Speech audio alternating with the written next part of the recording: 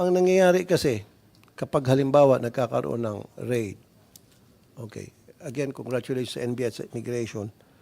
Ano yung proseso nga pala doon sa immigration, tatanungin ko, na para mapadeport po, masiguro mapadeport. Yung pinakalas, nakasama po yung RTIA, kasama po yung team ko. Ilan po yung foreign nationals na nahuli doon?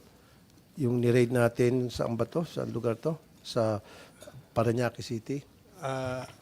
I think yan po yung sa reruns company sa Asiana ho, sa Parañaque. Yes. 438 po yung Ilan ang na-deport? nahuli ho doon. Kasi January pa ito 8 eh. yes, So, Your ilan na po Honor. na-deport? Almost half na po ang... Almost half. Ano Almost nangyari half sa na half? po. Bakit nandito pa rin? Ang process po ng pag-deport natin ay the requirements are the passport, NBI clearance, and the ticket, the plane ticket. Hindi nga po. Ang Hindi nga po. January 8 pa to. So yung half ng out of the 400, kasi kine-question ko yung bagal ng sistema eh, di ba? Gusto ko mabilisan. Para Yes, hindi tayo sir. pagdudahan. Kasi pag nagdidili-dali kayo, nagbabagal-bagalan kayo, pagdududahan kayo. Yes, O Your Honor. kalahati pa lang nadideport. January 8 pa, baka nag-aantay na ng pang-areglo, kaya hindi mo na dideport. Yung mga na-deport na ho namin, Mr. Senator, is na kapag nakuha na po yung, nasubmit na yung passport, Okay. nakuha na ho namin yung NBI clearance, at saka nakapag-provide na ng plane tickets ho nila.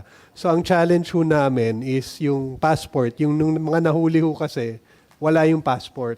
So we have requested from the embassy for their travel documents. Itong mga nauna hong na-deport na-provide later on yung passport. So we are still either getting the passports or How getting about the this travel shortcut? documents. I'll give you a deadline that they should be deported siguro in 2 weeks. Do something about it. Kung gusto, We maraming will paraan. do Kung our ayaw, best, maraming dahilan. Mr. 2 Chairman. weeks. Kasi kapag hindi mo pa deporto in 2 weeks, then magdududa, magtataasan tayo lahat ng kila dito, baka merong iniintay.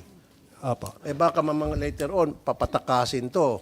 Baka may mga gustong umarbor, baka mayroong mga gustong kumakausap, kaya dinidelay ang deportation. So dapat, all 400, magkano ka mo? 30? Ilan ka mo?